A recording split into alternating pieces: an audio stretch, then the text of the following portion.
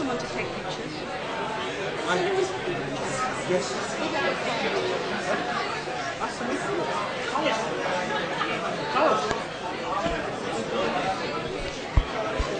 Hello. Good evening.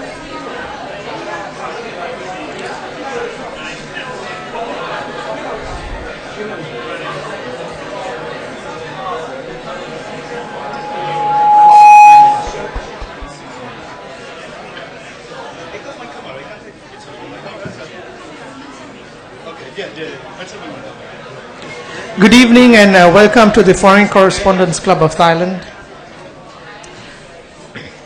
I'm Marwan Makanmaka, correspondent for the Interpress Service News Agency and a former FCCT president. It is nice to see a full house here for an event, panel discussion that no doubt is on a theme that journalists covering Southeast Asia have been focused on.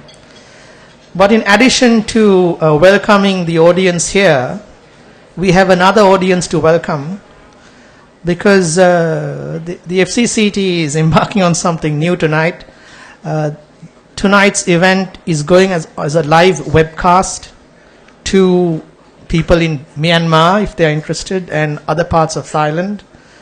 The FCCT's bulletin actually has the coordinates. So if you want to tweet and inform your friends, you have the details there. Before I introduce the panel, a couple of FCCT events that are coming up.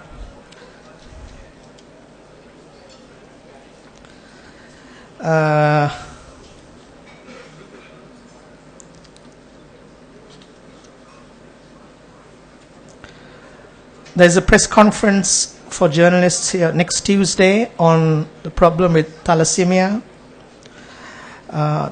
That's May 14th. On May 15th, the Palestinian Solidarity Committee is having a film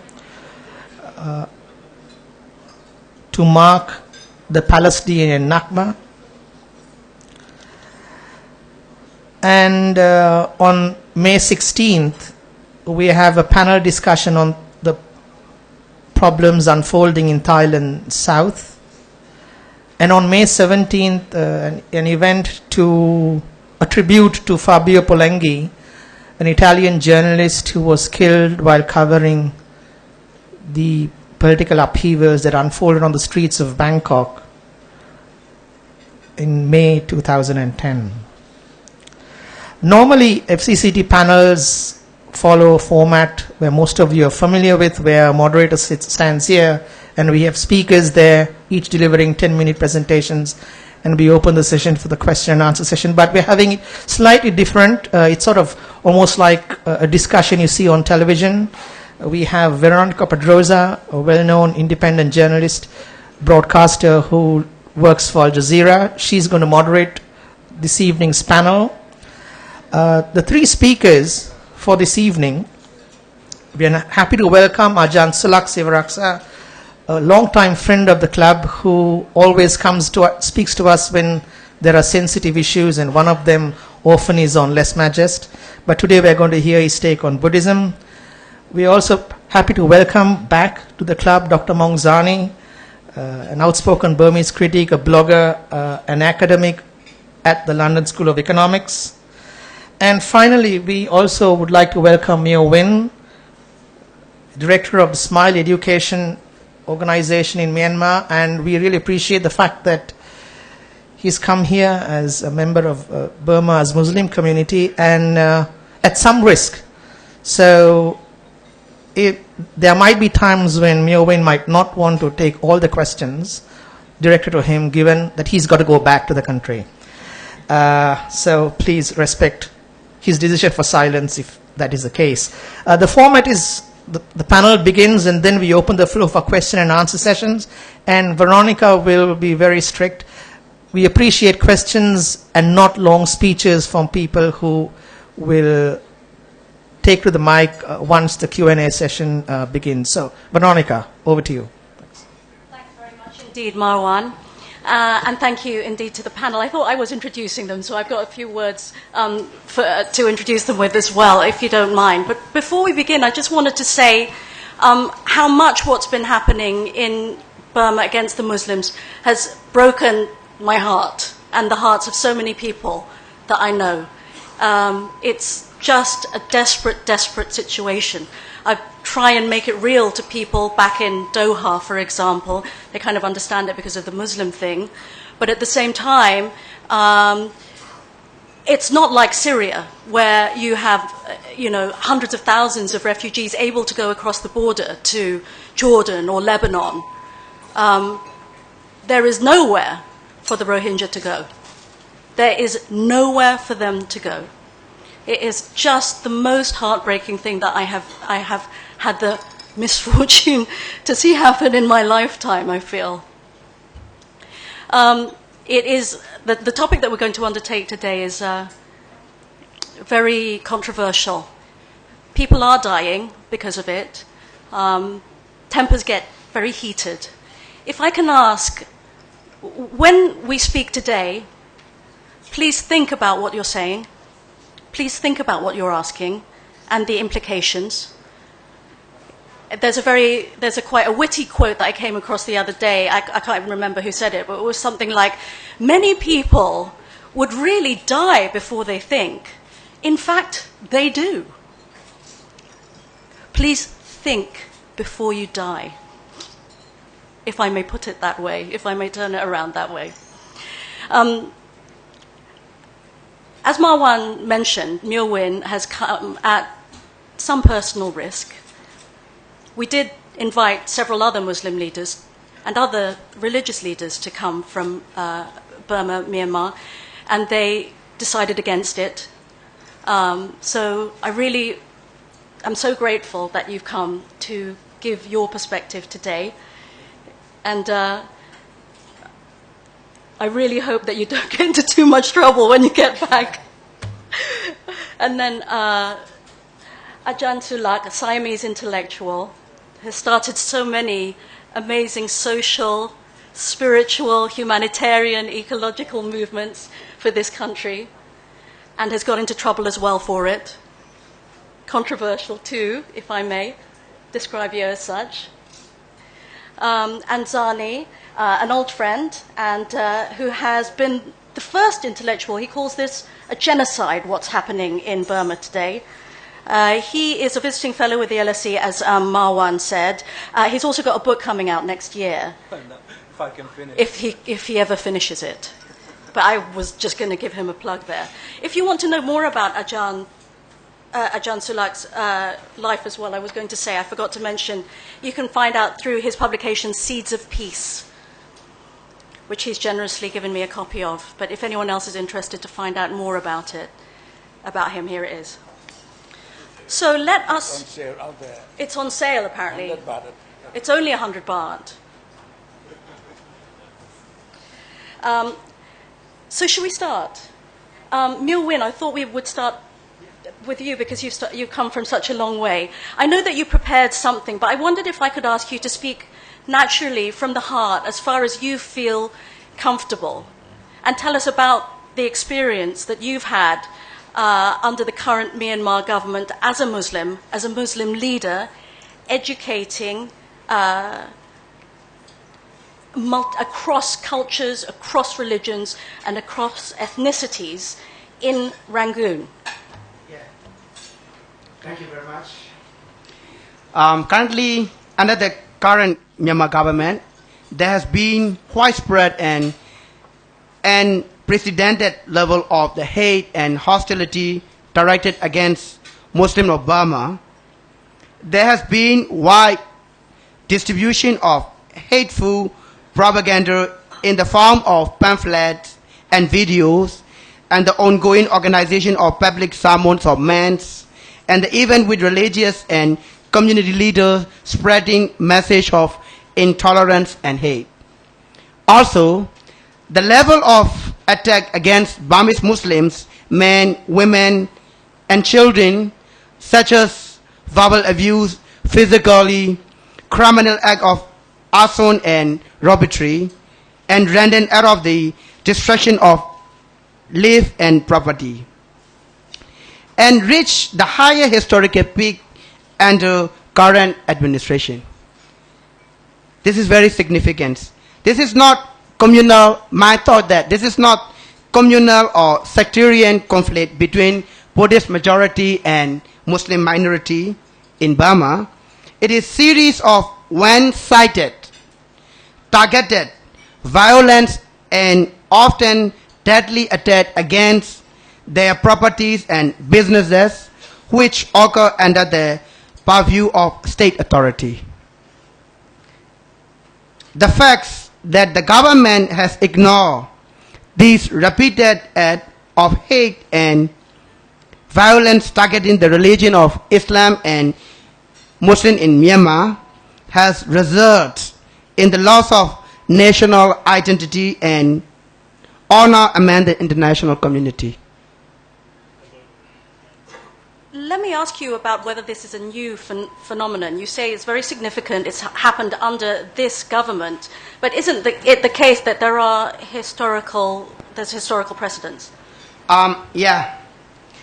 For a long time, there have been systematically and methodical targeting and victimization of the Burmese Muslim, resulting in the loss of life and livelihood to the point of total despair and the loss of hope for those who are at the receiving end. Although the majority of Burmese Muslims have been living in a state of great mental struggle on a daily basis due to the lack of security and dignity. There has not been enough support or sympathy from major national, political, religious and humanitarian leaders, so-called. Individual, the member of parliament, therefore, the state of helplessness and pain for Burmese Muslims has depended and still continue. We know the war indifferences with heartbroken, very sorrow. So do we. Yeah. But Yeah. why does it matter, in your view, to the country? Yeah. I thought that the welfare of the Burmese Muslims is the welfare of the nation. Because we are citizens, we was born here. We thought that Myanmar is our country. The security of Burmese Muslim is the security of the nation. That all Muslims feeling like that. Therefore, it is the responsibility of the government to provide safety and the security to our Muslims under the international law, engaging in the organized fighting and violence in multiple locations in a crime against humanity if based on ethnicity or religions. That's my point. So do you think that there are consequences for other minorities in Burma? Yeah. Yes, that's really very challenging time. I have some serious question about the current situation. We're happening different violence and attack. So up to now, there's nobody responsible to clear who are those. There is not arrested at all for this attacker. So why have 969 not been identified? That's the key questions. The second thing, why have their member not been arrested? Why have they been allowed to continue with their campaign to disseminate misinformation about the Muslim and Islam among the Buddhist majority? That's a current, serious question, those issues. I'm going to pause at this point, and before we move on to Ajarn Sulak, I just wanted to show some photographs. If I can ask Kun Pond, where are you, to help out with this? Do you know how to work that? Yeah? Huh? Are we able to show the slides, the photographs? I just wanted to show you some photographs that were taken in Moulmein and Rangoon just a couple of weeks ago. Yeah, 2 or 3 weeks ago. To illustrate what's going on in the country. What is the name of It's called Violence in the Name of Buddhism. It's on the desktop. Yeah, it's on the desktop. There we are, violence. Yeah. this one? Yeah.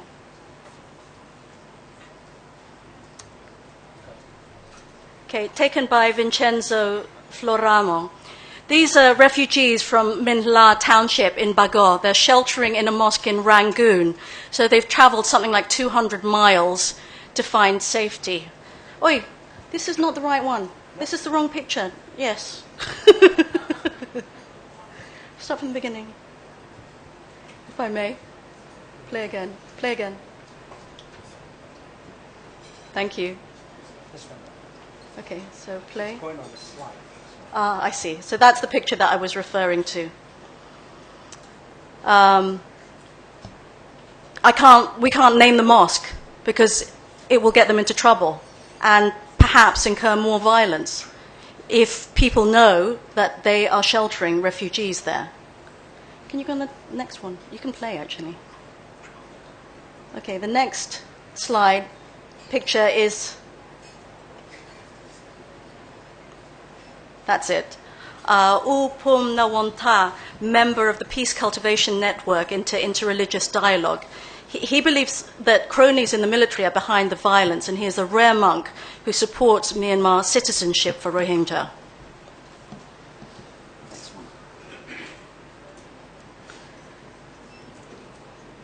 In the main Muslim quarter in Rangoon or Yangon, they've set up barricades every night. They have citizen patrols to protect themselves against possible attack. They receive threats every night by people riding in cars, roaming around their neighborhoods, shouting insults, racial insults to people, and calling for their deaths. Every street has a barricade since the events in Meiktila and Bago.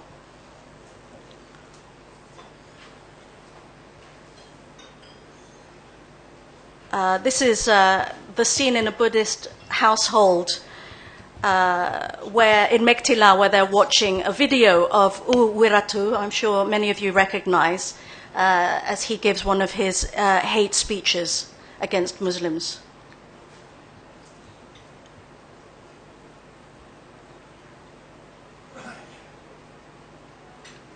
You might recognize Ashin Gambira, U Gambira. He actually lives not far from Meiktila. And when he was interviewed, he said, in case you don't know, U Gambira was an activist monk during the so-called Saffron Revolution in 2007. Anyway, he says that he thinks that Wiratu is just a puppet who wants fame and wants other bigger, and is the puppet of other bigger unnamed powers.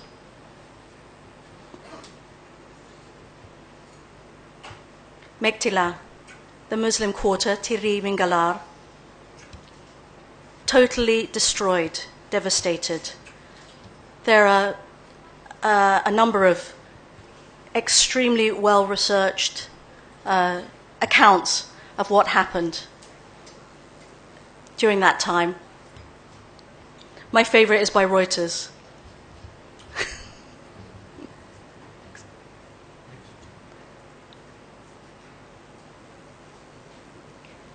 This is Uwiratu's monastery, and these are allegedly Rakhine victims of violence.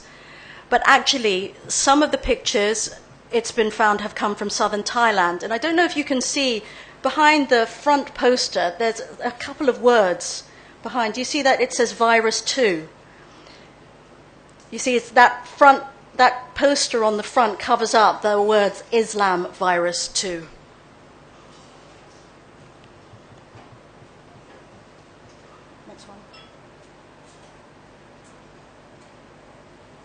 This is the same place, and again, more pictures, propaganda type pictures to support U Ratu's cause.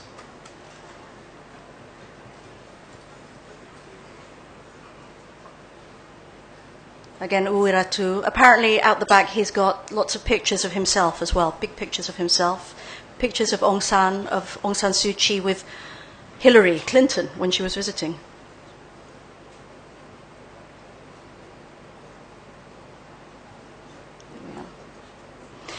These are the stickers of the 969 campaign in Rangoon, and they were being sold in front of Jazeera Aung San Market, Scots Market.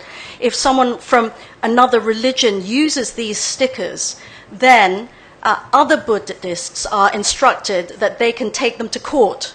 So if you're Christian and you stick these stickers up, you could be taken to court by Buddhists.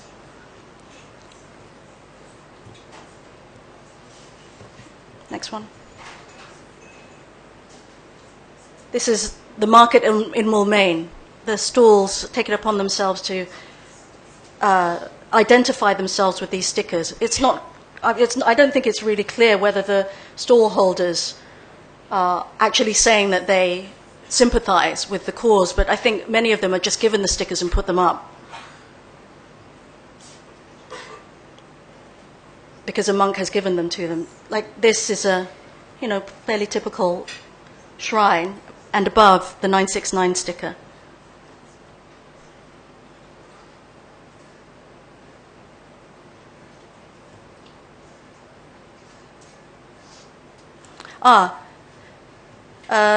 This is the monastery where the 969 Secretariat is based. The words say, "If it is necessary, we will use our bones to set up a fence." These are the stickers all Buddhists should use.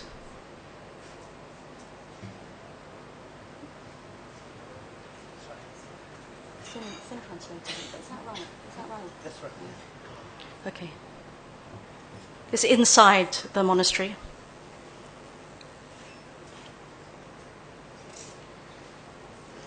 This is the monk who designed the logo, the 969 logo. He launched it on the 30th of October 2012. You may remember that this was when a second wave of apparently coordinated violence happened in Burma, Myanmar. He feels that it's necessary, he said, to remind people of their Buddhist values. If not, Buddhism would be lost in Burma as it was lost in Bangladesh, Afghanistan, Indonesia. He thinks there is an invasion, and he claims that 969 had nothing to do with the October violence.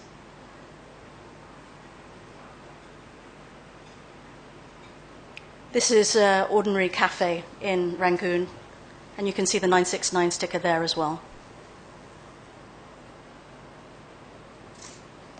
A ceremony at the end of Tingyan.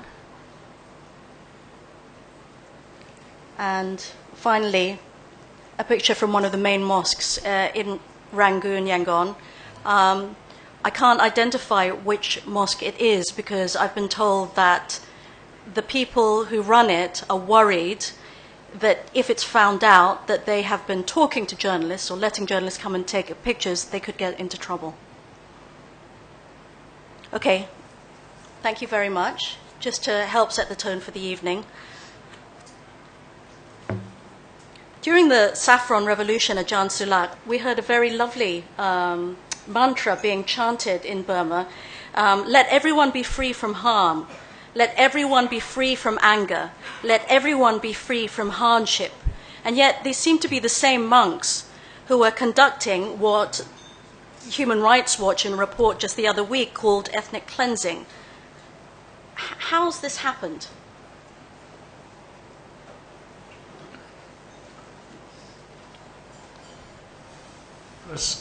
First of all, you have to understand that the teaching of the Buddha is to help people to transform violence into loving kindness, to transform greed into generosity, to transform delusion into proper understanding. That the hard core of the teaching of the Buddha. And if you practice the hardcore teaching of the Buddha, you cannot harm anybody. First of all, you must learn not to harm yourself. That's idealism in the teaching of the Buddha. But sometimes this idealism doesn't work. Why doesn't it work? Because deep down in each human being, we have fear. And the ultimate in the teaching of Buddha is how to overcome fear. In Pali and Sanskrit called apaya, no fear. That's the same word as forgiveness. Once you have fear, you can be violent, you can be greedy, you can be deluded. Unfortunately, not only in Burma, in this country, Sri Lanka, where Buddhism prevails, when people are afraid, they harm others, not themselves. But if they practice the teaching of the Buddha, even they have fear, aggression from others, if the worst come to the worst, they rather harm themselves than others. That's why the suffering revolutions. The monk came out against the tyrannical dictatorship. They're willing to lose their life, their liberty. They've been treated very badly. But they stick to non-violence. I think people must not forget that great achievement of the Buddhists in Burma.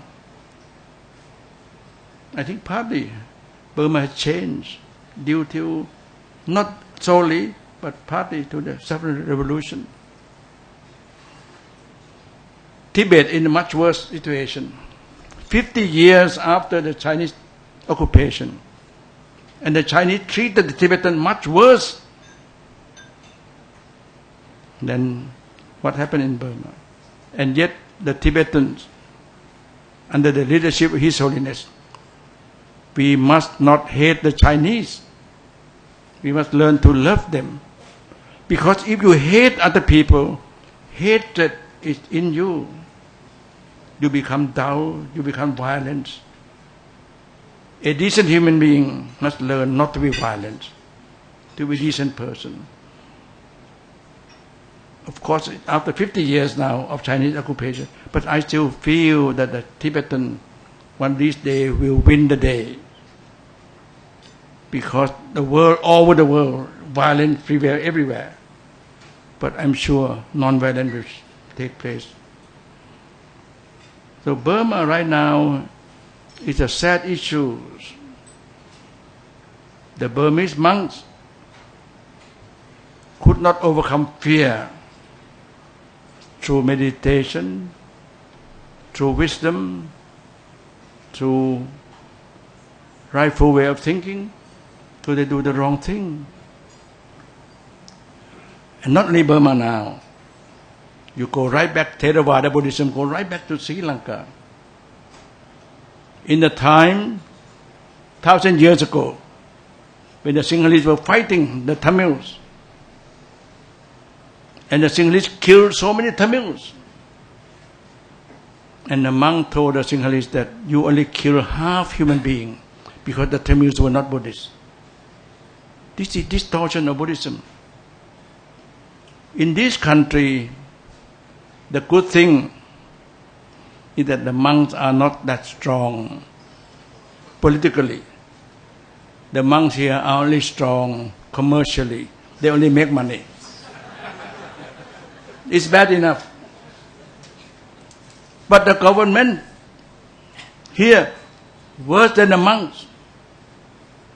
In the name of Buddhism, in the name of Thai nationality, when they kill the Muslim in the south, they promote Thaiism because the Malay were Muslim, kill them.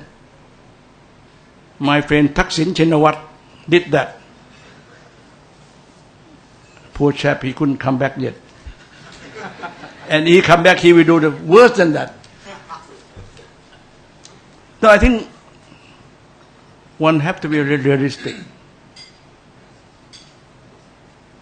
But in the teaching of the Buddha, the best thing to do is to learn to transform fear in yourself.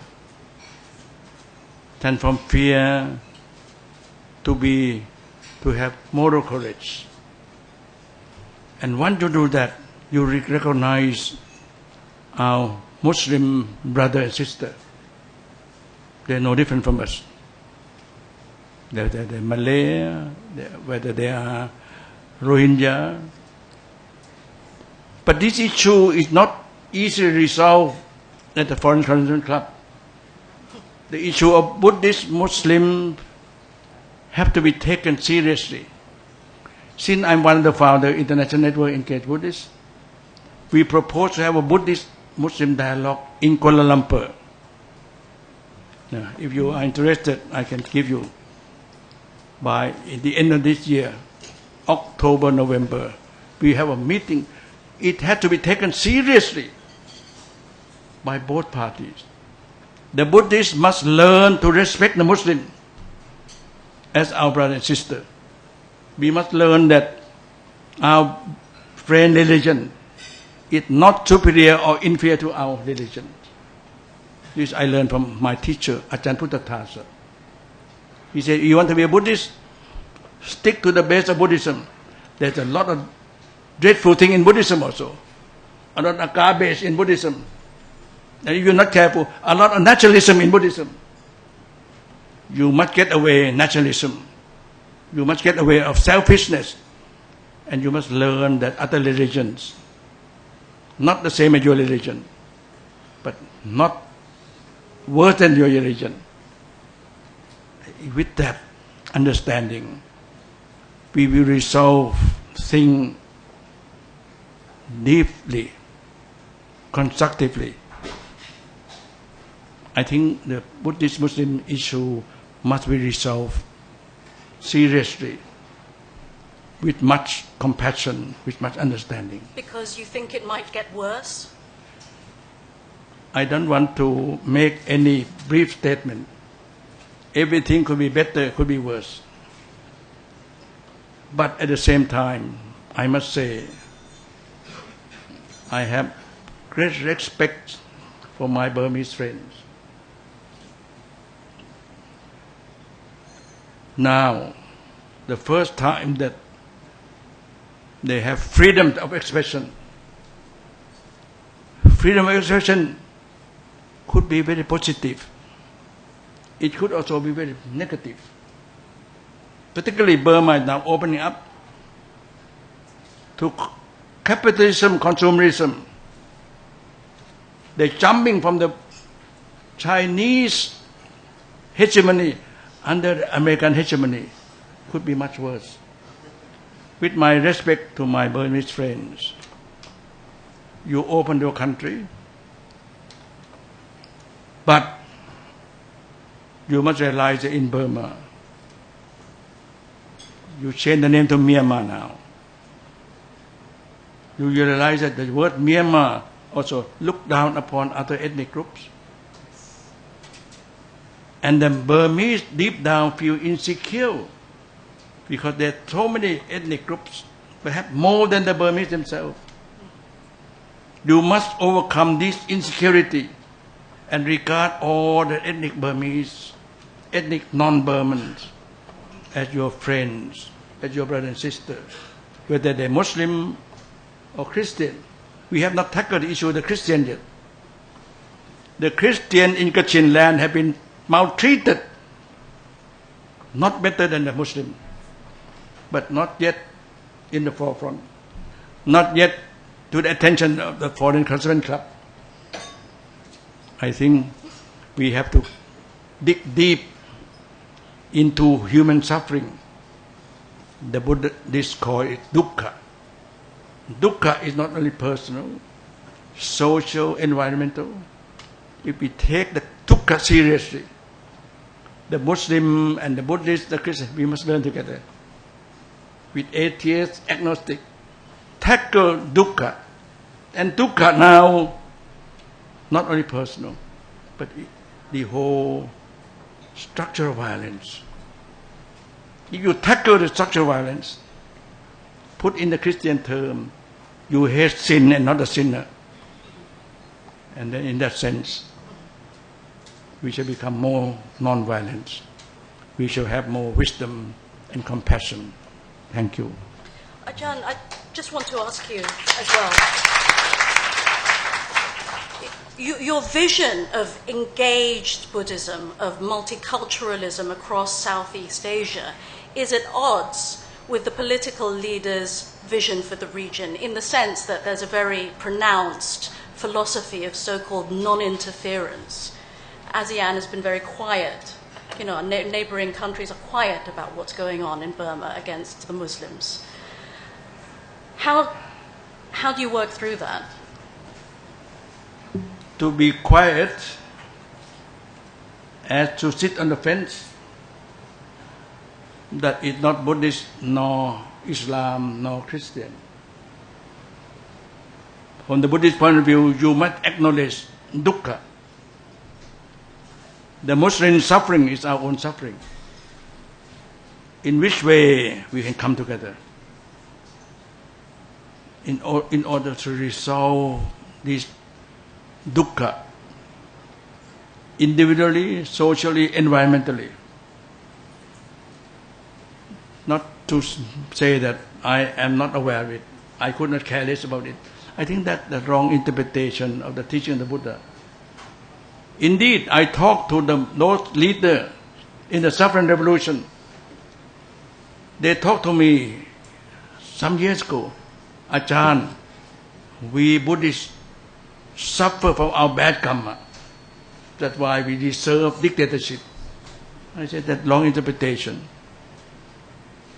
Bad karma may be there, but the teaching of Buddha is how to confront right now, how to reconstruct our consciousness in order to change our way of thinking, way of speaking, way of action, to change our habit. With good friends, we can do things appropriately. Are you saying, Ajarn, that Buddhism and nationalism are at odds with each other, that it's a kind of oxymoron? Nationalism is an extension of selfishness. The Buddha teaches against selfishness. Nationalism is a big issue of selfishness. Nationalism is not to be condemned, to be understood, and to take it lightly. People don't realize that you are here. Do you realize that we still salute the flag 8 o'clock in the morning, 6 o'clock in the evening? If you listen to the national anthem, ประเทศไทยรวมเนื้อชาติ this great Thailand, only one Thai race so superior. It sounds like Hitler, silent Nazism, and yet people don't care. That's the dilemma of this country. Nationalism, I think to quote Dr. Johnson, is the last refuge of the scoundrel. The last refuge of the scoundrel. Thank you. Ajarn will come back to you, and I'm sure there'll be a lot of questions for you. But I do want to give Dr. Zarni a chance to step in here, because we've introduced this theme of we've been talking about the actual experience of Muslims in Burma, Myanmar. We've talked about Buddhist philosophy and how it has kind of been perverted, I suppose, or subverted in this anti-Muslim violence. And there is a political edge to it as well that I know you want to discuss. Can you elaborate? Yeah, people think it's politics is about ideas and reason, rationality, but there's always cultural and personal dimensions to it. Let me just start with the personal. What is happening in Burma, or what has been happening in Burma over the past 2 years, or almost 2 years, is categorically against everything I was taught how to be a good human. Everything I was taught by my parents, everything I was taught by my community of monks, teachers, as a Buddhist, and everything that I stand for as an activist who take human rights seriously and who attempt to live, not always with full success, but attempt to live what I claim to be my values, which is treating human beings with decency and respect. We have a lot of human rights activists who call themselves human rights activists in my country. We have millions of Buddhists who call themselves Buddhists. But none of what they say, what they think, or what they appear to think, and what they are engaged in, whether directly supporting or participating in the programs against the Muslims and the Rohingyas, or cheering on in social media, as well as in conversations face to face in Rangoon, Mandalay, other places.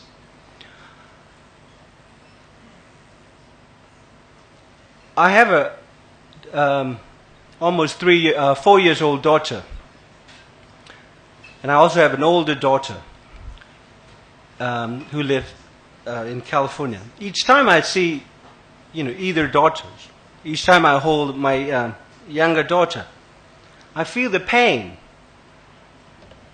As a parent, I think many of you are parents and grandparents. I feel the pain not because I hold my daughters, but because I cannot help but think that, there are Muslim parents and Rohingya parents, or whom we call them Bengali. Bengalis are very accomplished people. Start with Rabindranath Tagore, Mohammed Yunus, Grameen Bank founder, and above all, Amartya Sen, one of the greatest living intellectuals, not just Asians, of all cultures. I feel the pain because I can't help but think that a lot of them don't have children anymore to hold because of the Burmese, the Rakhines, self-identified Buddhists, and what we as a society is doing. And there is a problem with seeing Burmese and Buddhist society as, categorically a peaceful society. In general, in the Western eyes, in the Western Orientalist eyes, Buddhists are peaceful. But in reality, Buddhists are as evil, and forgive me for the religious word, as evil, as violent, as vile, and depraved as anyone on this earth. So violence is not exclusive property of non-Buddhists. And if you look at throughout history, if you look at samurais, if you look at Buddhist monks in China, 500, 600, 1,000 years ago, they were as violent and genocidal as the Burmese today. And so I think the issue that we are facing today is not just about Burmese society, Buddhists going bad, or the state tacitly supporting the bad Buddhists and their programs. It is actually the active unfolding process of collaboration between the Sangha, the Buddhist monks, the order, the society, and the state, of course. So basically what we are seeing today in Burma is nothing short of a genocide. And, legal minds can split hair and, people can debate over this issue for hours. what actually I find most outrageous, and I find it like, in a most visceral sense, is that the Burmese society, including politicians, human rights leaders, human rights educators, are objecting not to the very act of ethnic cleansing, the term that was used rather judiciously and conservatively by the Human Rights Watch when it released its report on March the 22nd. The Burmese are outraged that the Human Rights Watch will call what is happening in Burma by its own name, ethnic cleansing. But they are not outraged that the act of ethnic cleansing is being done in the name of religion, in the name of national security. That includes people from, most famed dissidents. Some are vocally, actively opposed to the characterization of what's happening as ethnic cleansing, and others are opposed to it by their own, willful and thunderous silence in the case of Aung San Suu Kyi. So I think Veronica wants me to stop here.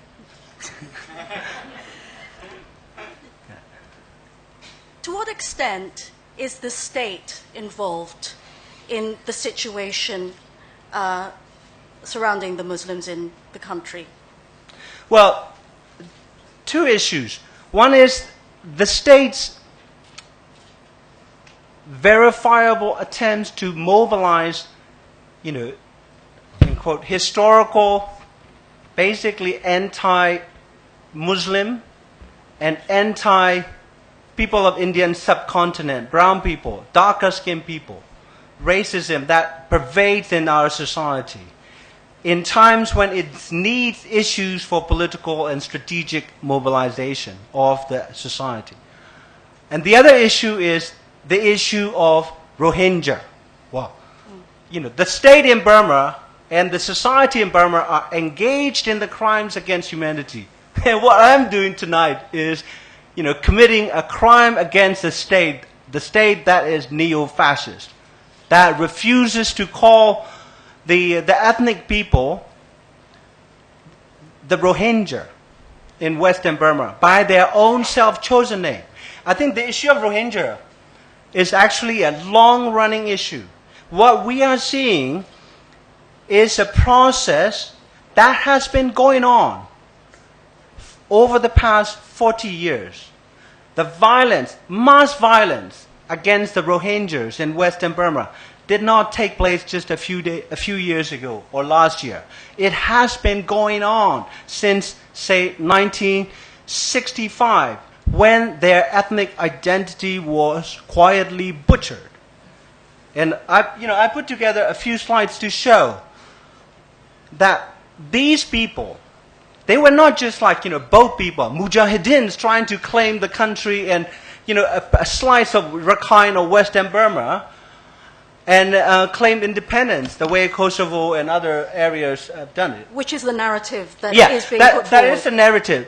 But I think like here, I'll, if I have time or like in the Q&A, I'll talk about the anti-Muslim racism and the state's involvement.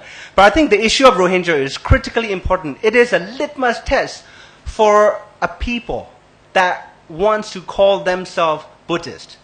Because, the genocide of the Rohingya is everything that is against what Buddhism is all about.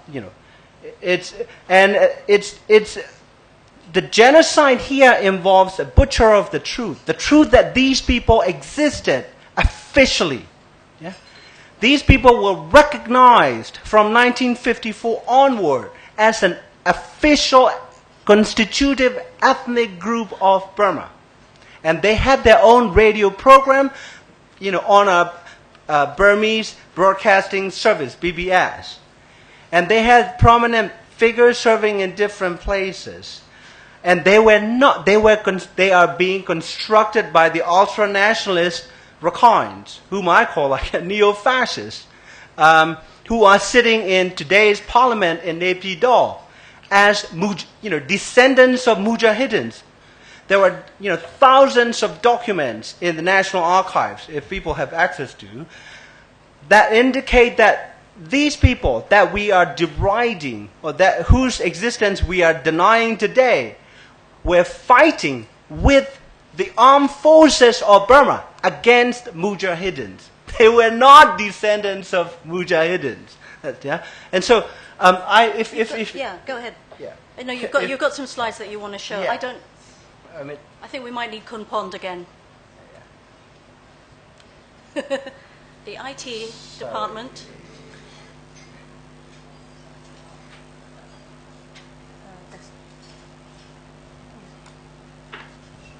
I'll just use this one. That's okay. That's okay. Slide. Yeah. Yeah. 6 slides, Okay. you said, Zarni. Yeah, 6 slides. 6. I'll be quick. Yeah? There are two issues. One is the issue of ethnocide. That is, the official attempt by the state to erase an entire ethnic group that they existed, and they were recognized not just as citizens, but as a constitutive ethnic group of Burma. You know, when they arrived to Burma, how long they've been there, you know, that's totally different. You know, but the fact that they were recognized officially is the most important. Whether they arrived in the 17th century or 10th century or only in 1942, that's totally irrelevant. Many ethnic groups were basically the outcome of a process that anthropologists and sociologists call, you know, imagination, invention, manufacture. Ethnic labels are no different from the shirts that we wear. The labels, Levi's is no different from, you know, Spanish. To put it that way, it's just a longer process, much more elaborate process. Yeah. And let me. This is the cover of Aung San's collected speeches. It's like my mother's book I carry around. A little gem. So in November 1945, on the 18th, he gave a speech in which he identified some of the major obstacles that independence movement for Burma was going to encounter. One was, well, one of the things that he mentioned as a major stumbling block is the unscrupulous elements whipping up ethnic hatred among people who would otherwise be united. Yeah? And this was the speech that he made when Aung San Suu Kyi was barely 6 months. She was born like June 1945. And now like she's 67, and we have elements that are still whipping up ethnic hatred. Yeah? This is the official encyclopedia, Union of Burma. This was printed in the Union of Government Printing House in 1964, 2 years after Ne Win's army rule came into existence. And the Burmese people know, like, the two districts, the two northernmost districts of Western Burma, were, Maung Do and Buthidaung, and 75% of the population there were engaged in farming and fishery. And they were officially named in 1964 as Rohingya people, and their religion was Muslim. And then this was in 1954, 10 years before that encyclopedia was printed, September 25th. U Nu gave a speech on the potential for religious tensions, and he called the Rohingyas by their name, Rohingya people. This is the official transcript. And one of the arguments that both Rakhine nationalist leaders in the parliament as well as in society and Rakhine communities across Burma and the Burmese official state are talking about is that, political opportunism, political expediency was what got people like, U Nu and political parties to recognize Rohingya as an ethnic group, because they wanted Rohingya votes. Well, this was published by the Ministry of Defense in 1960, and this was Ne Win's second in command, Brigadier Aung Ji. Some of you met or knew him when he was alive. 15 November 1960. He gave a speech along with 3 or 4 vice chiefs of the army, where every single top-ranking official in the Burmese armed forces, not political parties, but this was in 1960 they already took the power as caretaker government. Every single top brass, top general, recognized Rohingya as Rohingya. And this finally, this is from the again the Government Printing Translation Association. This is the 30th anniversary issue of the founding of the Burmese Broadcasting Service. And this is an important issue. It basically says, in the new broadcasting service, since 1961, May 15th, national languages such as Mon, Pao, Lahu, and Rohingya were given 10 minutes programs each. That's how it started. And this is the man, the Rohingya program director, Ubaton, with his degrees, reading news. And this is the official program printed in that government-issued book. And finally, this is the face, the Rakhine face of fascism.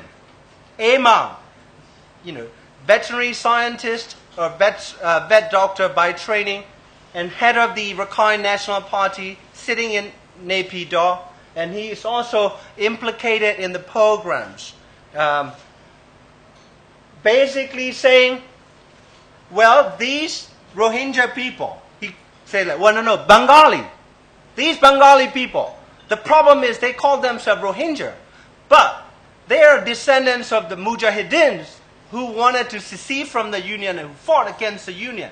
So we must never recognize them. And we need to take inspiration from Israel, of all places, to solve this problem. And then there are Indian diplomats in this room. He pointed out, he said, if you cross the border in India, India just, execute people summarily, whoever crosses the border. So that's the kind of thing that they are, he and his comrades in the Rakhine fascist movement are advocating. Yeah? And then so I think that we have a very, very serious problem. And I think the world is just waking up to this issue. If you read the, forget the Universal Declaration of Human Rights for a moment.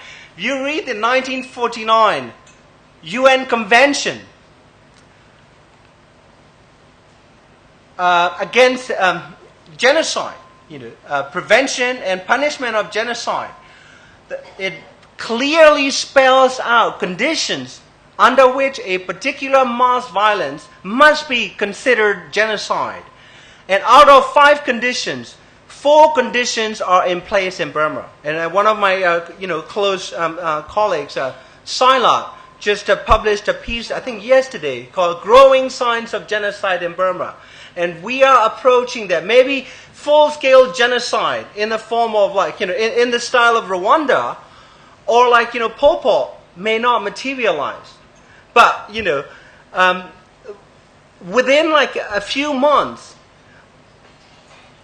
the Burmese and the Rakhines have been able to displace permanently thousands of people, and unknown number of people have been executed, as Human Rights Watch report shows.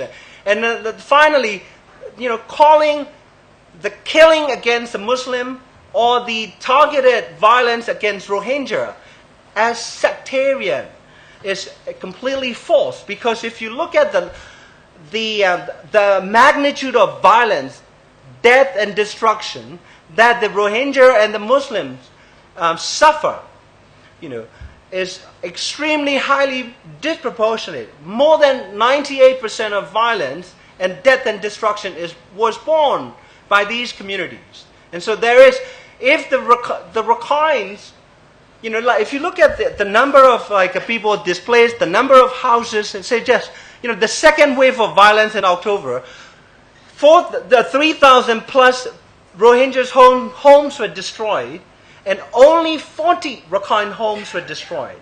And if you look at the number of people who were punished, and more than 1,600 officially, Rohingyas were arrested. And only 100 plus Rakhines were arrested for violence. But, to displace over 120,000 people from their homes in 12 different towns and cities, with the manpower of only 120 plus, I don't think even Navy SEALs could accomplish that job. Then the question is, who was aiding and abetting that 120 people? The President Thein Sein came out with a speech on Monday night saying that he was committed to protecting minorities in the country. Thein Sein is world-class liar. Yeah? Think about it, The guy was shortlisted for Nobel Peace Prize. Thank God, he narrowly missed it. The amount of damage that would have done to the reputation of the prize. And the ICG has given him the Man of the World Peace on, But why would he bother coming out with a speech like that? Well, I think he has excellent, speech writers. The only thing that has changed since they transformed themselves into quasi-civilian government in Burma in 2011, actually, in April or March, when the parliament was convened, was really the discourse. The speeches are getting much more liberal sounding. They please the ears of Western investors and Western governments that need some kind of internal moral justification to go and hold the genocidal general's hand. Well, that is the only... Much has also been made about the separation between the presidency and the military. No. You know what? We cannot talk about the genocide of the Rohingyas in Rakhine State without talking about this interagency, organization called NASACA, or Border Affairs Council. That was founded in 1992 by Kenyon, head of intelligence. And this interagency organization or agency has 4 different ministries with cabinet level representations in Thein Sein's government. Home Affairs, the Home Affairs delivers you to torture chambers. And then immigration, they are not very nice. Then you've got, customs ministries, and then religious affairs. What does border control has to do with religious affairs? So this NASACA does not take orders from anyone except from Naypyidaw. Yeah? Now we have a new administration in Rakhine with the Rakhine figurehead. He cannot tell the police or NASACA or anybody to do anything, to either go and attack the Rohingyas or to protect them. Neither one he can do. And so the question is, this unit, this agency that only answers to and takes orders from Naypyidaw, why did they not lift a finger? The Burmese Armed Forces, second largest in Southeast Asia, is known not for restraint, but for their trigger happiness over the past 50 years. And Thein Sein, of all the people, chairs this thing called National Defense and Security Council, in Burmese Ka-Long, Ka-Gwe Yin and Long Chong Ye. Thein Sein chairs this, super cabinet level council. And then so there are 2 types of orders that a man, at the helm could have issued. One was to stop the pogroms.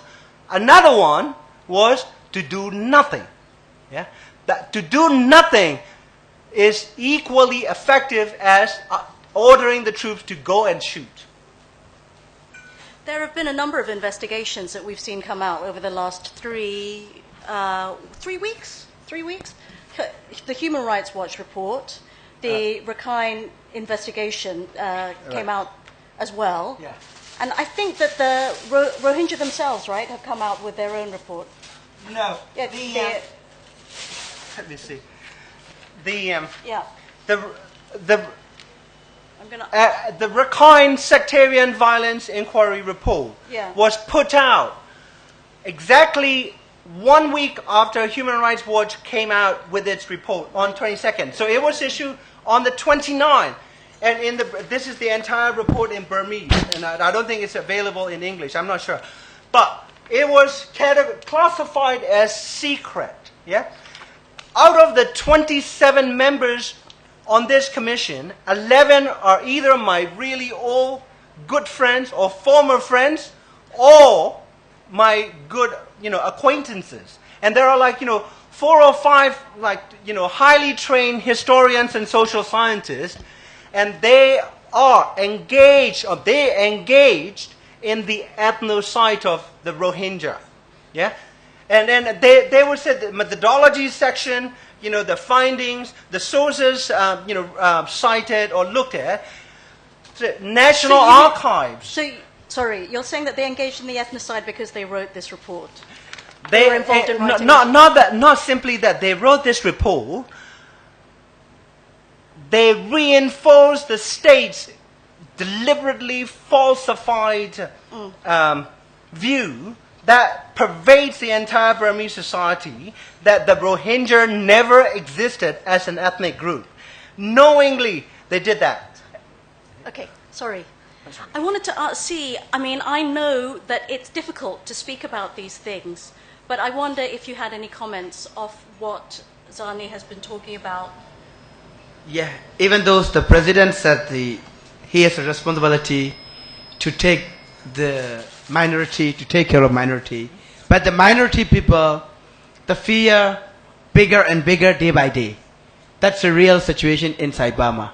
So I can point out that issue.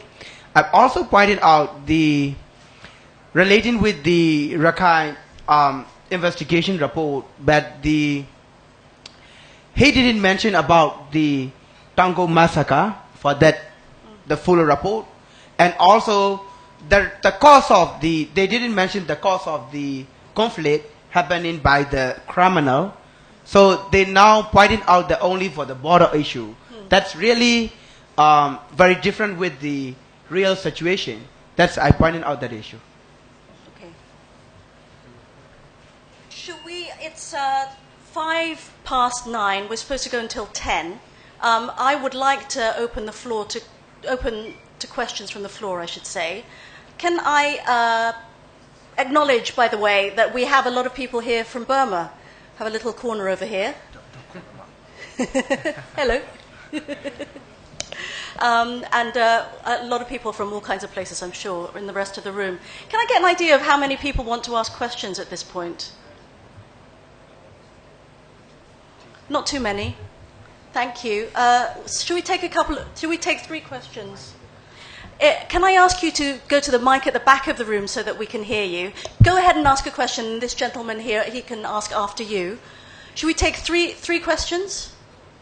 Sure. And then put them to everyone.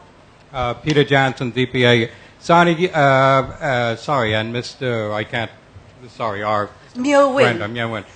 Can you maybe talk a little bit about the upcoming election in 2015 and how you think this Muslim issue is playing? Because obviously Aung San Suu Kyi has been very silent about the whole issue. I think you said thunderously silent, Zarni. Or, how is this going to escalate? Because you've got an election looming 2 years from now. Is it going to turn into a bigger issue, or is it going to become a less issue as the election comes up? Yeah. I just pointed out some few things. Even though the 2015 election is coming, if the spread in the countrywide, this racist movement are very, spreading day by day, and very winning their situation over, overwhelm the whole country. So we are afraid for the coming 2015 election will become of so many racist member of parliament is very dangerous, like a KKK in America during the period of the civil rights movement and civil war period.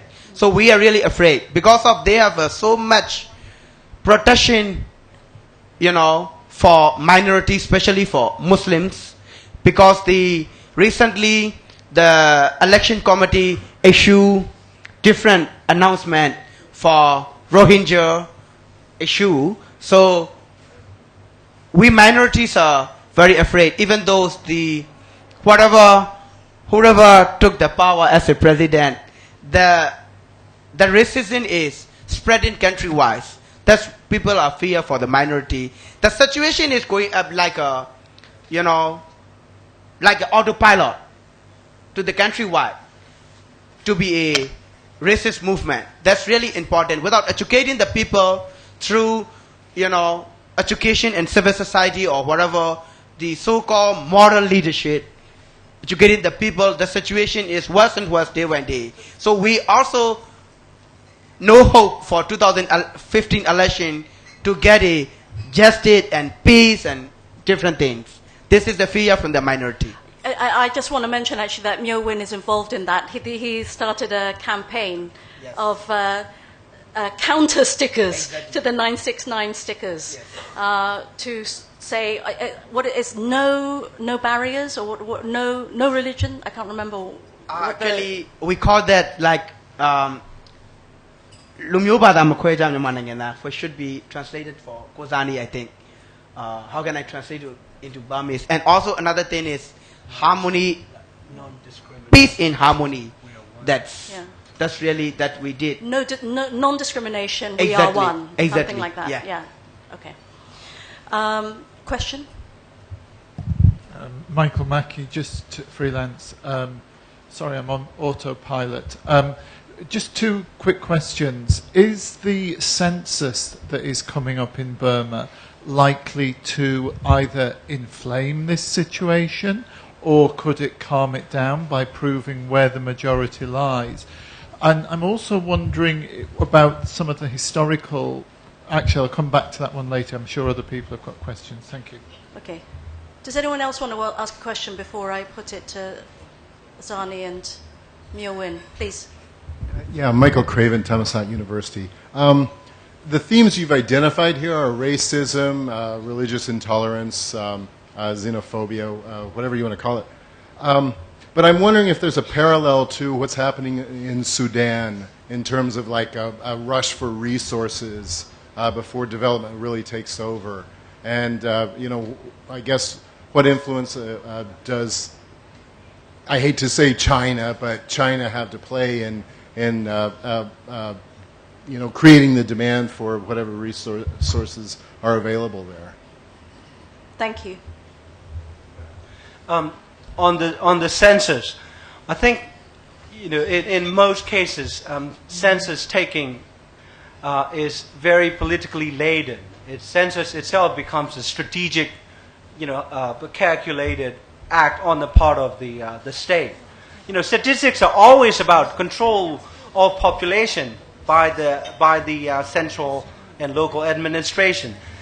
In the case of the Rohingyas, I think it's already creating like a major headache for the authorities. Just about 10 days ago, there was news report coming out of Rakhine State that Rohingya children, who are supposed to know themselves as Bengali children, they were shouting, Rohingya repeatedly. This went viral on the because for a community that has taken all kinds of like genocidal measures over the past 40 years, lying down or running across the border, you've got an extremely unlikely candidate, a group of children shouting their own name in the presence of the Nasaka and other border affairs official. This is actually significant. Maybe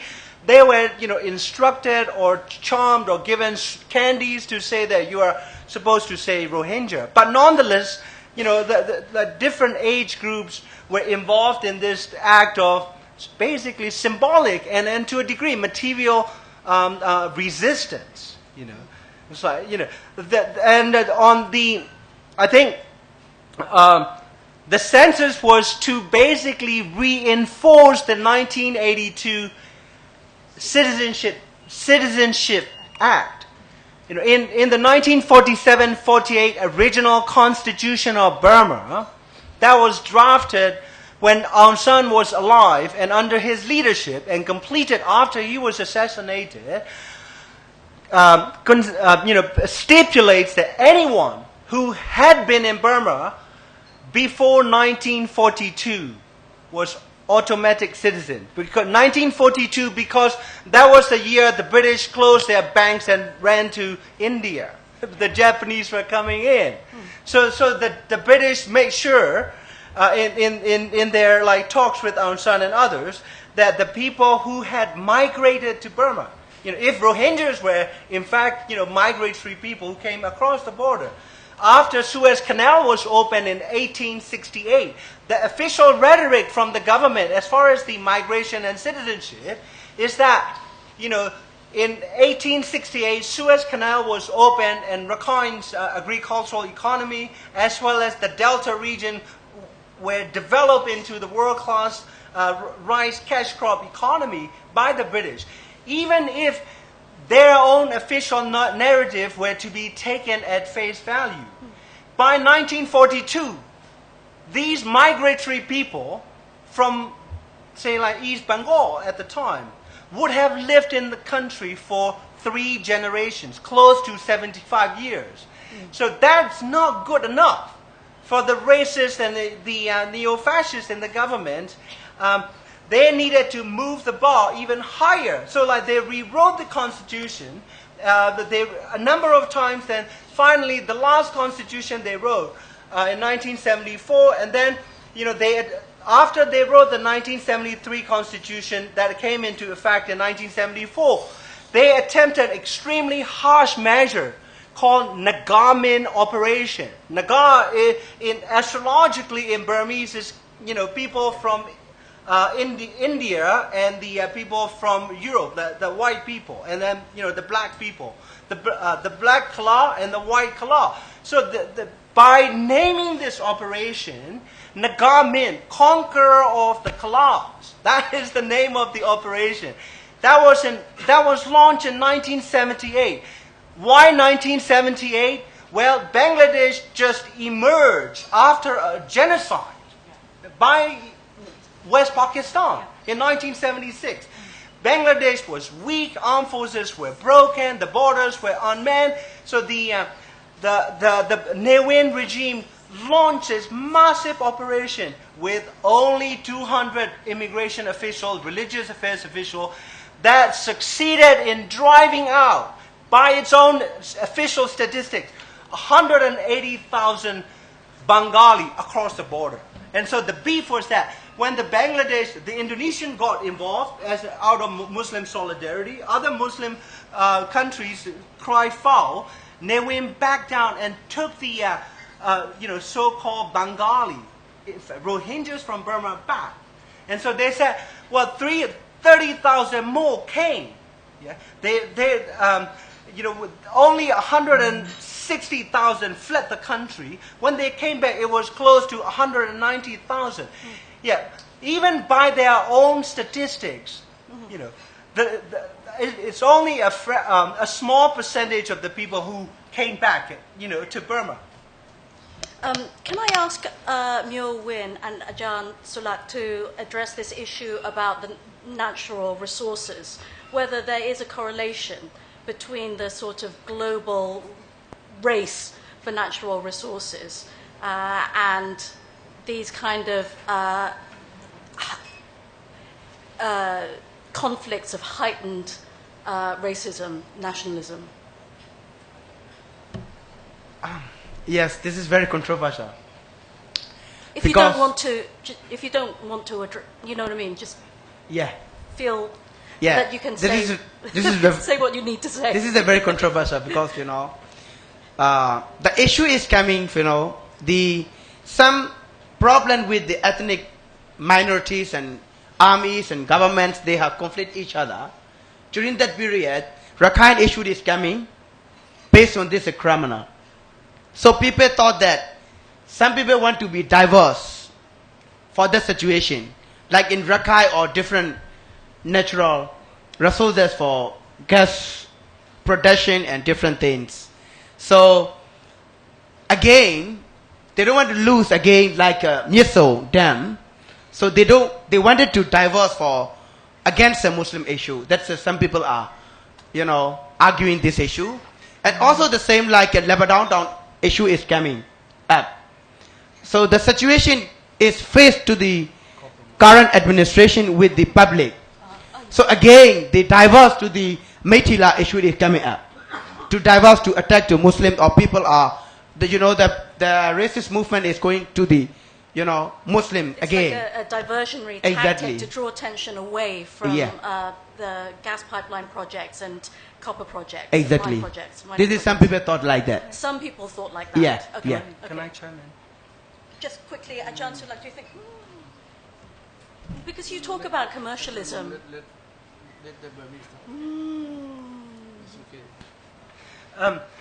I think the issue is not just simply, resource grab, resource scramble in Burma, among different international players, in partnership with the Burmese, essentially military through the conglomerates in the country. There's also a horizontal issue of resource competition between the Rakhines and the Rohingyas. In this report, it was very clearly identified that the Rohingyas were portrayed as thrifty, hardworking, high productivity community, against whom, non-thrifty, choosy, work-wise Rakhines. So there's some kind of racist, internally racist, Orientalist discourse going on. The Rakhines are losing their land because they were not as hardworking and thrifty as the Rohingya. In a few places, 80% of the land, agricultural land, has fallen into the hands of the Rohingyas. Yeah. Because the Rakhines could not compete. Also, the Rohingyas have contacts in Malaysia, other places, so they've got greater capital. And so, the Rakhine, of the 14 states and divisions in the country, Rakhine is the second poorest country. So this isn't about, which God they are worshipping and which God you are worshipping. There is an issue of bread and butter. There is a very clear economic dimension. And the state, like U Myo Win said, finds it in its interest to mobilize the horizontal prejudices. See, that my main argument is that it's not that Rohingyas are angelic people or the Rakhines are evil. But, there are, in quotes, natural prejudices, between communities that consider one another the cultural other. Anywhere in the world. Eastern Europe, the same thing. England, the same thing. The very England, liberal England, the same thing. Bulgarians are taking our jobs and the Poles are taking over our churches and running shops. But anyway, the horizontal racism has been successfully and effectively mobilized by the state, waves by waves. That is actually the crux of the matter. More questions, please. And I also wonder if we might ask our... I think we have people in the audience from Sri Lanka who might want to talk about their experience.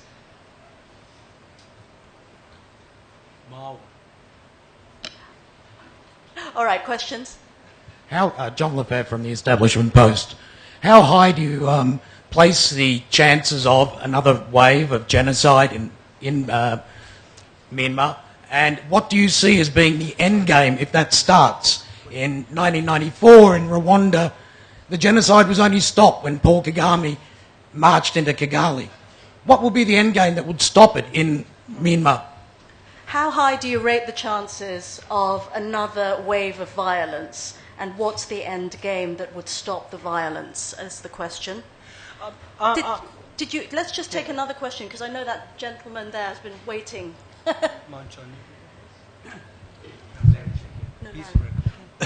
Larry Jagan, freelance journalist. Zarni, you've been very eloquent and verbose on the issue of the Rohingyas. In the nicest possible way. In the nicest possible way. So, I just wondered, what is the connection between what's obviously going on in Arakan and what has happened elsewhere, particularly in central Burma, against the Muslims? Is there a connection? Is there a sort of government grand plan of genocide? And secondly, I'm still curious about what the role of the state, what the role of the authorities has been. In Arakan, it's quite clear because of Nasaka. I mean, there's no doubt that it has authority and it exercises it. But in Meitila, for instance, it seemed that the police stood by and didn't do anything, not necessarily because they were given instructions, but in fact, the very reverse. They hadn't been given instructions and they didn't know what to do. Is it a case that the police just don't know what the role of community policing is all about and they stood back? Or is there something more sinister behind what has been happening in central Burma? Thanks a lot, Larry. And the last question. Thank you very much. This is Maung Zarni. I'm the president of Burmese Rohingya Association and also former political prisoner of conscience. First of all, I would like to give my tribute to the Ajarn Sulak and also, thanks to all the panel speakers and the audience, because you are talking about the Rohingyas, plights of the Rohingyas. This is the time, the question hour, but I would like to highlight a bit on only one question. Last night I didn't sleep because when I got the news from the Choctaw that there is the third or fourth, the times of the violence is going, genocide is going in Choctaw, it means they planned. Sorry, sir, it's quite hard to understand you. Can you move your mouth a little bit further from the microphone? Just, yeah, okay, that's better, yes. Go ahead. Yes, it's not working. You just turn it off. Did he? Okay, all right. Okay, thanks for your suggestion. Okay, this is my question now also that I cannot highlight. But the Arakan is a very dire situation now. We don't know that today or tomorrow or tonight there will be another, which you call the massacre or genocide there. As well as the Muslims, especially the Tanandari area, Virat, who was now in the border, near the Mesot, he is talking, he used to talk with the DKBA, or the Democratic Karen Buddhist Army. So he is going to form Buddhist army. So we are very tense. We don't know that we can be, allowed. The Muslim will be in Myanmar in further or not. I don't know, because they would like to start the new style of genocide again. Thanks. So my question is that, I don't know what is, okay, now is the genocide. What is that? Mic is not working now. Okay. This is the genocide. Al Jazeera documented that this was hidden genocide by Pir Reis the last couple months ago. Now, Dr. Zarni said a genocide. I myself, I am a Rohingya. We know that this is the genocide. So for the genocide, now nearly 1 year, genocide against the Rohingyas.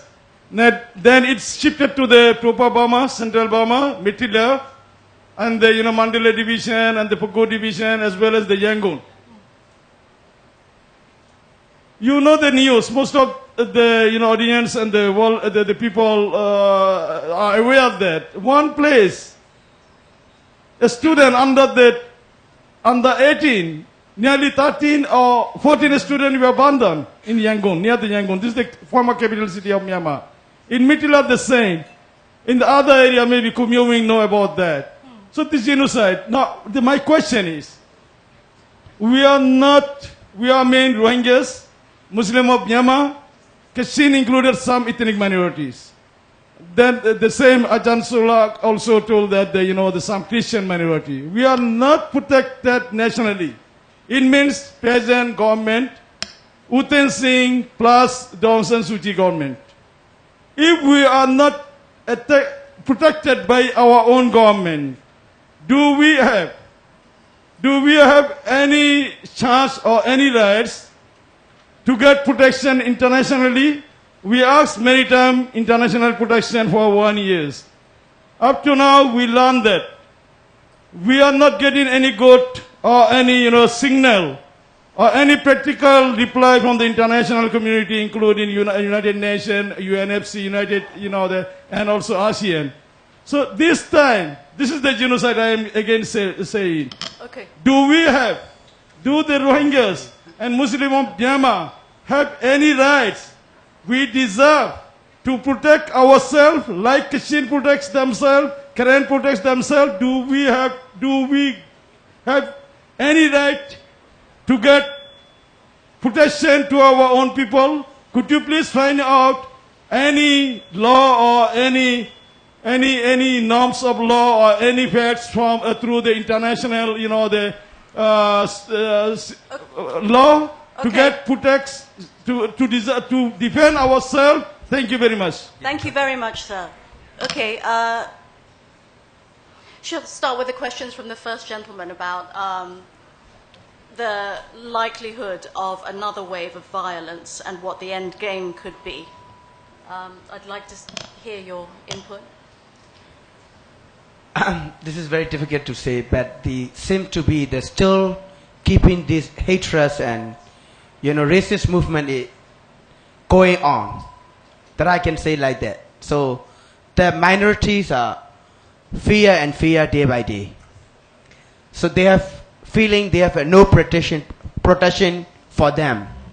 So I can say like that. When you say the minorities, you mean especially Muslims?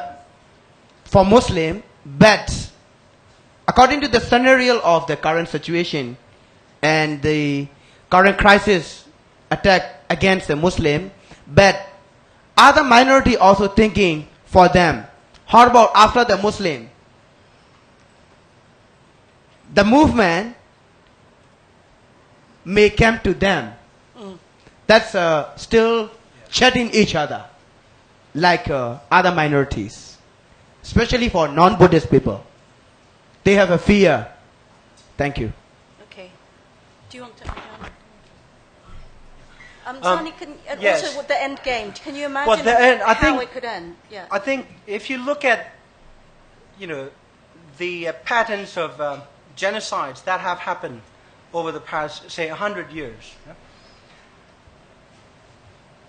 genocides are best understood not as events, as processes that unfold, phase by phase.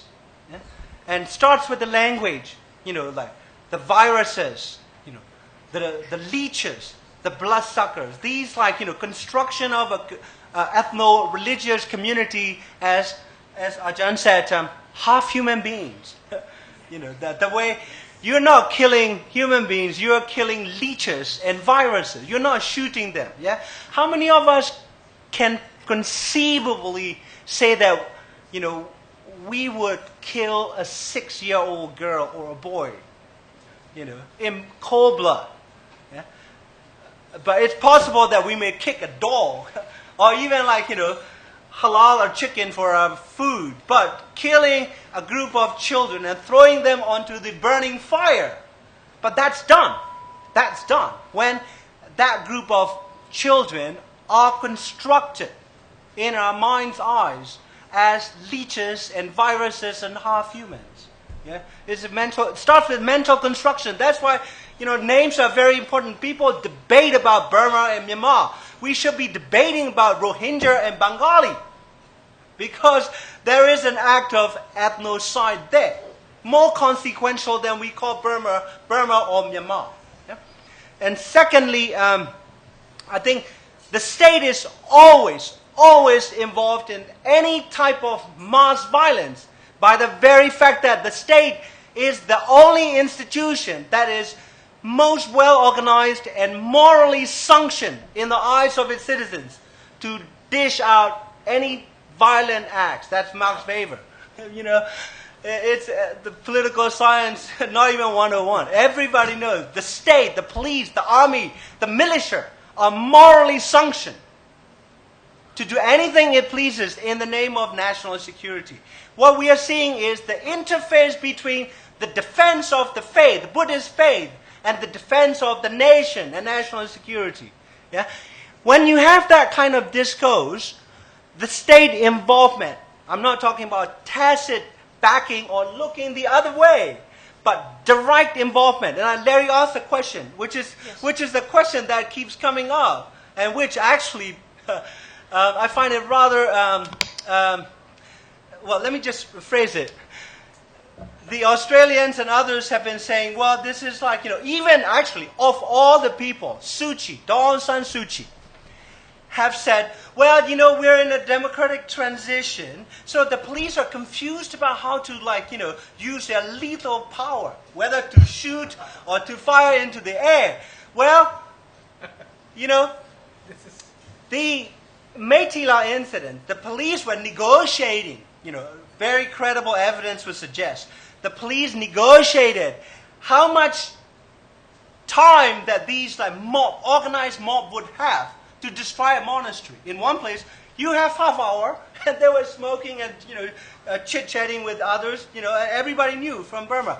And I think if you look at the very, very quick and disproportionate use of force against Buddhist monks at 2:30 in the morning while the monks were sleeping, there were fire engines, spraying water on the protest camps outside the regional quarters of a Chinese mine company that is in joint venture with the Burmese conglomerate. So I think of two different scenarios. In one scenario, the Burmese army, the commanders, were, so same too tactics. happy to use white phosphorus canisters to kill, to frighten the monks, to drive fear in their bones, and while in the case of in the case where the protection of the Muslims in Meitila were called for, they sat on their hands. And finally, I think, Larry, it's difficult for ordinary citizens like yourself, myself, because we are human beings. We think like and as human beings, but the states are superhuman institutions. In 1960s, early 60s, John F. Kennedy administration would hold brainstorming sessions how to handle Fidel Castro. In one of the sessions, according to Arthur Schlesinger Jr., one of Kennedy's advisors, the Americans in the White House at the National Security Council entertain or table an idea that they would sink the U.S. naval ship in the Cuban waters and use it as a pretext to bomb Castro out of power. And so, how many of us would think that, we will maintain our privileges and power and wealth at the expense of 100,000 lives, but the states are capable of thinking that way? To answer the second part of your question, then, about the end game, do you want to offer an end game, or are we seriously looking at the inevitable extinction of Rohingya people? I think that the end game for Pol Pot regime was when Vietnamese tanks, ran onto the streets of Phnom Penh. The end game of the Bangladeshi, East Bengali massacre was when the Indians, leadership of Indira Gandhi mobilized the entire might of the Indian armed forces, including Air Force and Navy, to stop the Pakistani genocide. So in the case of the Rohingyas, OIC that represents, say, 57 different or 56, 57 different countries around the world, is internally fractured. Yeah? And even within this region, Indonesia, of all the places, the largest, the most populous Muslim nation on earth, right around the street, has been investing 200 million in cement factory, another, like couple dozen millions in the other coal mining. Yeah, I resigned from Brunei. About a week after Thein Sein came, because the entire university security department was assigned to make sure that I don't get anywhere near Thein Sein. I had a professorship there, and then when Thein Sein and his entourage came, 57 of them. The Sultan was all smile. On the front page of both newspapers run by the state in Brunei. It was all about oil and gas, not about Rohingya. All right. So the way that things stand, yes, that is what we're looking at. Yeah, it will go gradually. And then, the Burmese regime is actually very, very smart.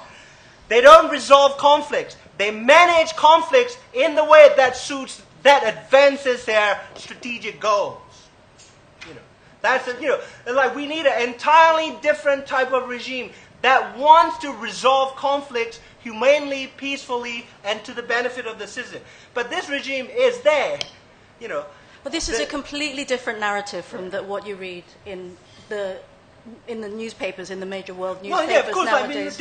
Diplomats in Rangoon would react strongly, I've heard, to the characterization of the mass violence against Muslims and Rohingya, especially Rohingyas, as ethnic cleansing.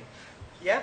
And then because they don't want to be seen holding hands with genocidists. And so they cannot afford to call the Thein Sein and his regimes genociders. They have to praise him. They have to shower him with praises and award, as our ICG has done. Did you want to chip in on that? Because, we do have, ostensibly, a new Burma. There have been dramatic changes in the country. This, what we've been talking about, is a completely different narrative. How can they coexist? I think that's very easy to... If current authority, if they want to stop this kind of violence, will be stopped tomorrow. If they stop today, they can stop today, I think. Because they have a rich experience for how to stop this kind of activities. But I'm not, but I have, how can I say? But they're not. They are yeah, not. They are not. They are not. Right. Yeah. Well, the connection between Métis law and Rakhine, that was raised, yeah? And that connection is basically Islamophobia, yeah? And then to think about it, you think of this issue demographically. In Rakhine State, there are 3.3 million population in total. And 29% are Rohingya. They are confined to a tiny strip of land in northern Rakhine State. And think about this. We only think of genocide as bloodshed. The Rohingyas in Budida, Maung and those two districts have a doctor-patient ratio of 1 is to, guess, 700,000. In Sittwe, and in Sittwe, not that distant, the capital of Rakhine State, the doctor-patient ratio is 1 is to 670. Yeah, and the northern Rakhine State is basically a garrison region. There are 9 security grids. Yeah, that are guarded, monitored 24/7. By the Nasaka. And so this is the case where oppression is money for the security. If you want to go and farm at the different village or go work in a fishery across town, you pay Nasaka because your movement means money. For your restriction on your movement translate into cash. And we call it corruption. Yeah? And then so marriages are banned population control is like pursued actively, and there are 60,000 unregistered children. What that means is these 60,000 unregistered children have no schooling, no clinic. I mean, grown-ups even have they only have one doctor for 60 or 70,000 people. Forget 60,000 children. And so making the life of these people hell on earth, living hell on earth, is part of this gradual structural genocide. That is actually different from mass killing. This is so grim, this scenario that's being pointed. I mean, are there any more questions? Yeah. Sorry, it's actually two. Is one way forward to bring in the IOC, the Islamic Organization Conference, to bring the issue to an international dimension? And I think it's been raised but not really elaborated on.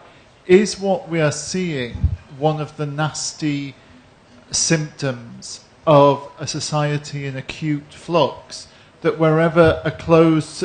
Well, you're nodding, but wherever we have had closed societies that have had to open, Eastern Europe is a particularly good example. Nasty symptoms have come out. Explain to me, please, why this one is so different, why this is not a symptom of transition.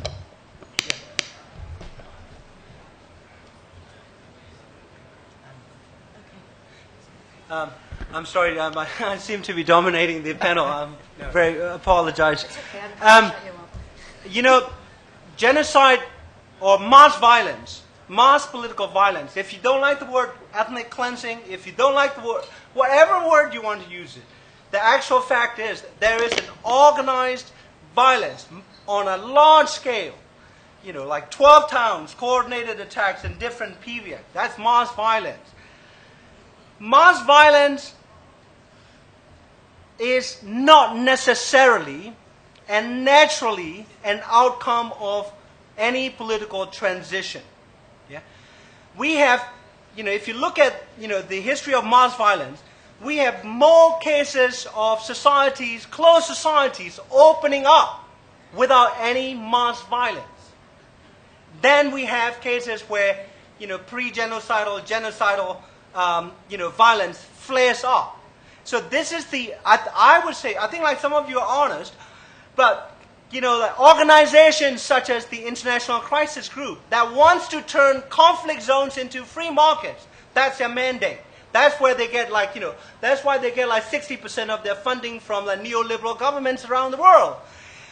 Their argument is that it is the greater freedoms that the Burmese are enjoying, that have resulted in this. This is so disingenuous. If you look at, the breakup of Yugoslavia, there was a very, very clear involvement of the state. And in our case, so this is the state that, actually the country has had a long tradition of political violence involving state political parties as well as state security organizations.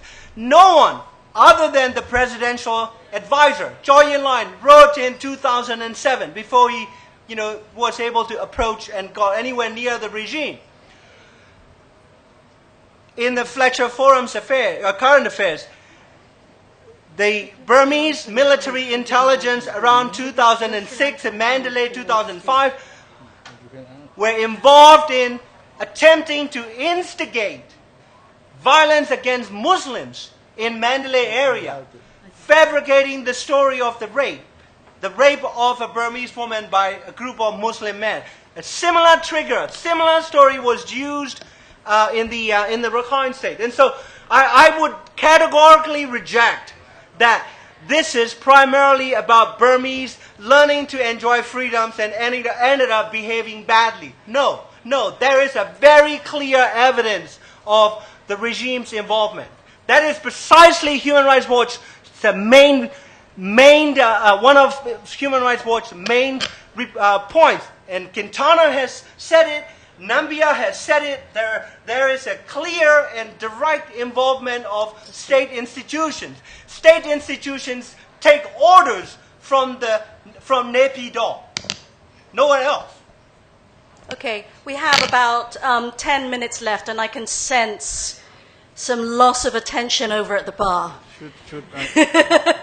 Hello, yes, I'm watching you. Should I? We do Should I have. say something? Would you, yes, I would like you to say something. You keep saying no. I sympathize with our Burmese friend. When you look at your country, it looks much worse than other countries. Now, if you compare Burma with China, I think the Chinese suffer much more than in Burma because of dictatorial regime. Not to mention the Tibetans and the other small ethnic groups. They suffer much more than in Burma. Now look at this country. It may look better than Burma, but grass on the other side of the fence is much greener. In this country, we treated the Muslim pretty badly for over 200 years in the south. And nobody, mainstream Siamese, care. That's why they don't even care for the word Thailand, which is an oppressive word, because the Malay in the south have the right to call themselves Malay Muslim, and we call them Thai Muslim, but they are not Thai Muslim. Perhaps they were not treated as badly as in Burma, but they have been treated very, very badly from their point of view. So I feel that one have to look things into perspective.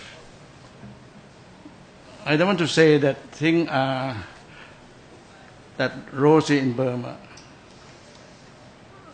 but I want to give you some of a friendly caution that one must look positively for the future.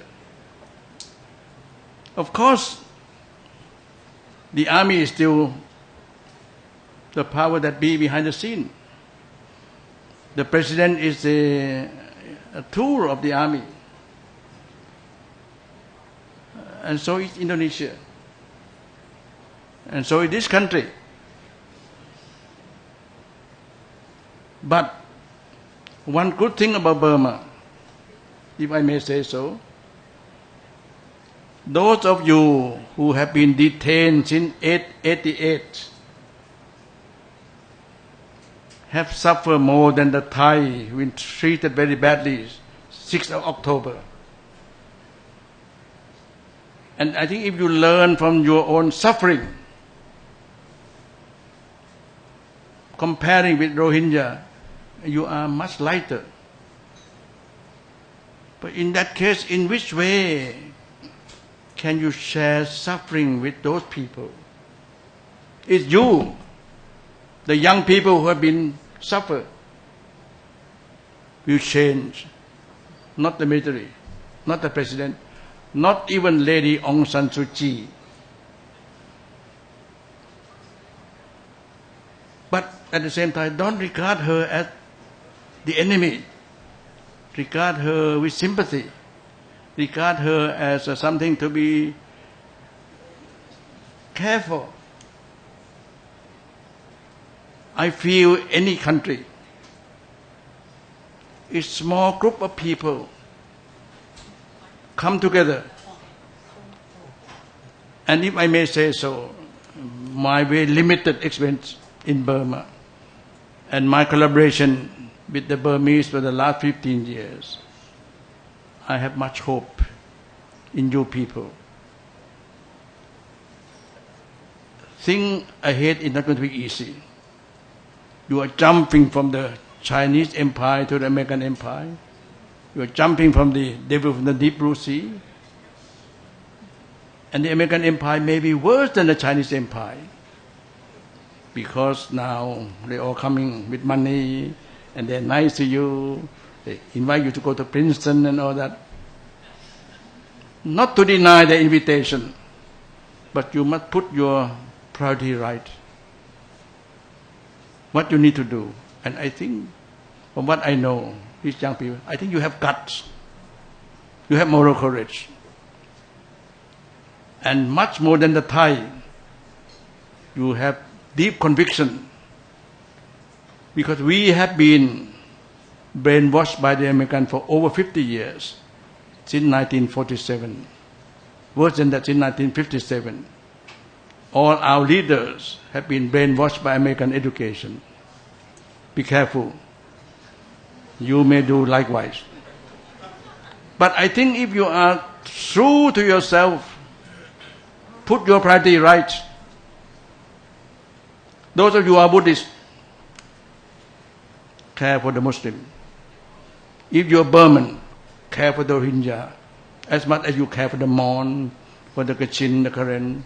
We have not mentioned about the Christian. They also suffer so much. The Kachin ceasefire, yet they have been killed all the time. I don't look for the top people. I don't look for the big people. I look to all you people. You are here tonight.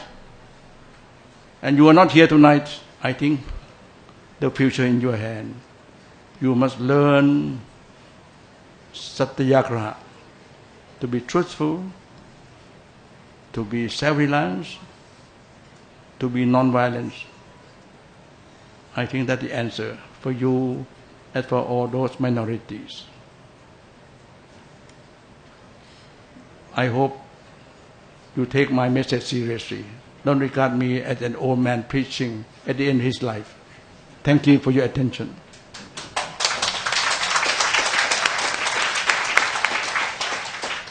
Can I call on So Po Kwa? So Po Kwa.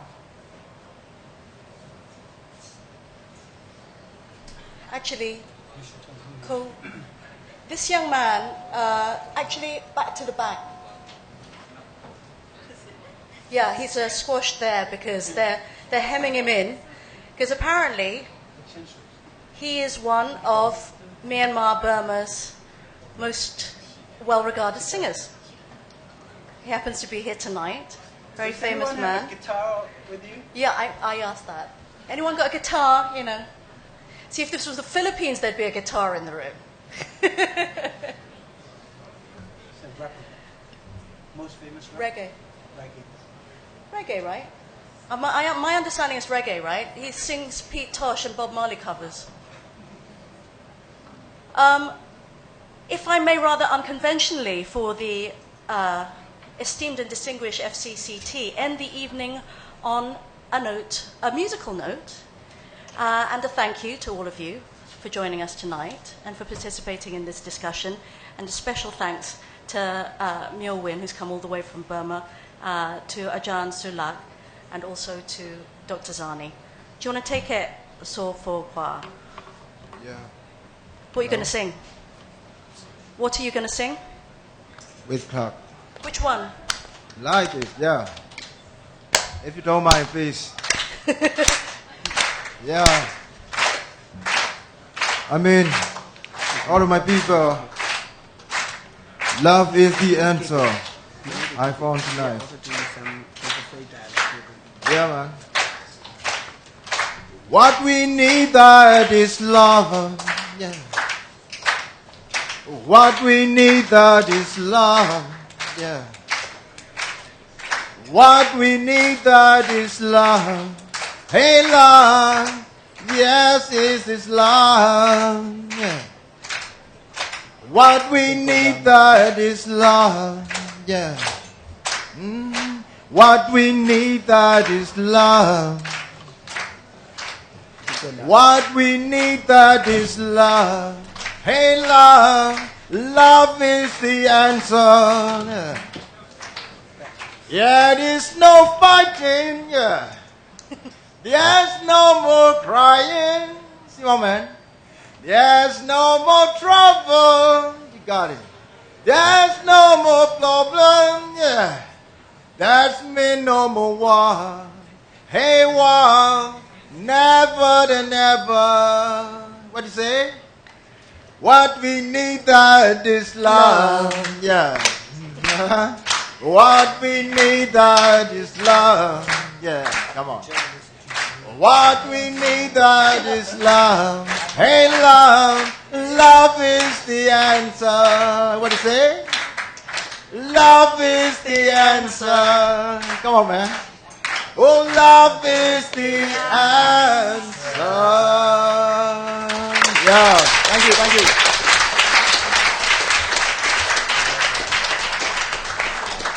Thanks very much. Have a good evening, everyone.